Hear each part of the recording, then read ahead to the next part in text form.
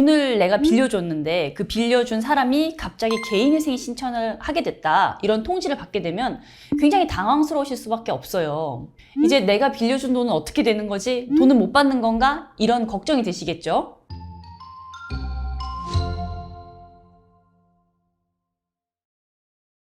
안녕하세요. 회생이 답이지의 이미지 변호사입니다. 그동안 제가 개인 회생이나 파산과 관련된 영상들을 이제 올리다 보니까 주로 채무자들 입장에서 설명을 많이 해드렸는데요. 오늘은 채권자분들 입장에서 이 개인 회생 절차에서 꼭 챙기셔야 할 권리들에 대해 말씀드리려고 합니다. 이게 사실 채권자분들 입장에서는 돈을 내가 빌려줬는데 그 빌려준 사람이 갑자기 개인회생 신청을 하게 됐다, 이런 통지를 받게 되면 굉장히 당황스러우실 수밖에 없어요.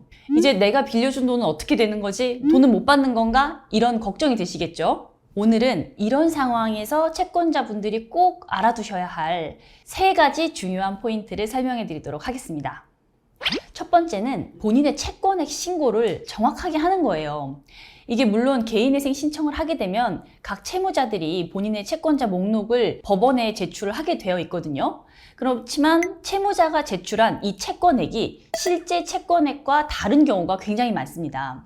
자, 예를 들어 볼까요? 처음에 이 채권자분이 채무자에게 5천만 원을 빌려주고 연 10% 이자로 계약을 했다고 해볼게요. 그런데 중간에 채무자가 열심히 돈을 구해서 2천만 원을 갚았다면 채무자 입장에선 단순하게 5천만 원 빌려서 2천만 원을 갚았으니까 3천만 원 남았네? 이렇게 생각하고 본인의 채권자 목록에 3천만 원이라고 기재하는 경우가 많다는 거예요. 하지만 실제로는 그동안 발생한 이자도 계산을 해야 되거든요. 그래서 이자까지 계산을 해보면 실제 채권액은 3천만 원이 아니라 그 이상이 될 수가 있는 거죠. 그래서 채권자분들께서 반드시 이 정확한 채권액을 본인이 계산을 해서 법원에 직접 신고를 하셔야 합니다. 두 번째로는 대위변제 관련된 신고예요. 대위변제라는 게 뭐냐면요, 쉽게 설명을 해드리면 보증인이 채무자를 대신해서 돈을 갚는 경우를 말하거든요. 이제 특히 많이 볼 수 있는 경우는 신용보증재단이나 기술보증기금 같은 보증기관의 경우가 특히 이 부분을 꼭 주의하셔야 되는데요. 예를 들어서 A라는 사람이 B라는 은행에서 대출을 받을 때 신용보증재단의 보증서를 받았다고 해볼게요. 그런데 이 A가 대출금을 못 갚게 되면 이 신용보증재단이 B은행에 대신 돈을 갚아주게 되는 거예요. 그러면 이때 이거를 대위에서 변제했다, 대위변제라고 하는 겁니다. 이때 중요한 게 뭐냐면 대위변제를 하게 되면 이제는 채권자가 B은행이 아니라 신용보증재단으로 바뀌게 된다는 거예요. 그런데 만약에 이 사실을 신용보증재단이나 채무자가 법원에 알리지 않으면 법원은 계속해서 이 B은행에게 변제금을 배당을 하게 된다는 거죠. 그러면 이미 신용보증기금으로부터 돈을 받은 B은행이 이중으로 돈을 받게 되는 겁니다. 그래서 대위변제를 한 보증기관의 경우에는 반드시 법원에 대위변제 신고를 하셔야 되고요. 마찬가지로 개인이 보증인으로서 대위변제를 한 경우라고 해도 법원에 변제 신고를 하셔야 합니다. 이렇게 해야지 본인이 채권자로서 변제금을 제대로 받으실 수가 있어요.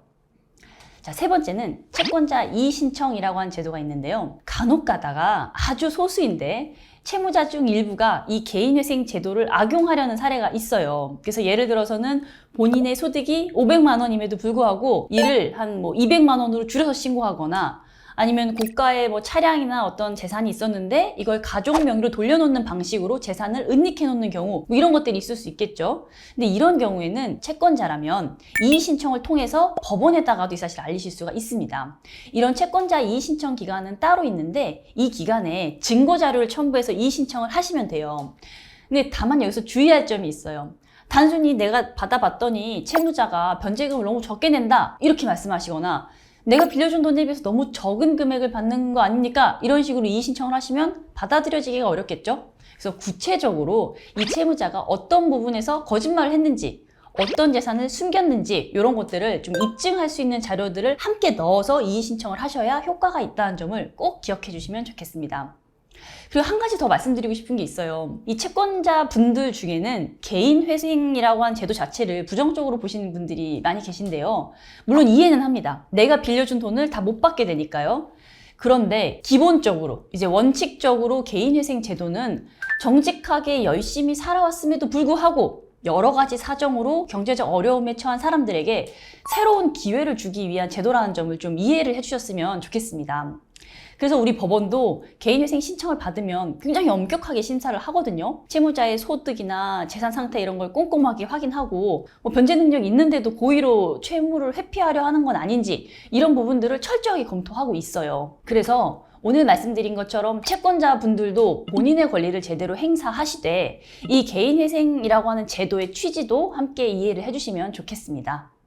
혹시 지금 채무가 많아서 고통받고 계시거나 개인회생에 대해서 궁금하신 점이 있으시다면 아래 고정 댓글에 남겨드린 저희 연락처로 연락해 주시면 저희가 최선을 다해서 상담해 드리도록 하겠습니다. 감사합니다.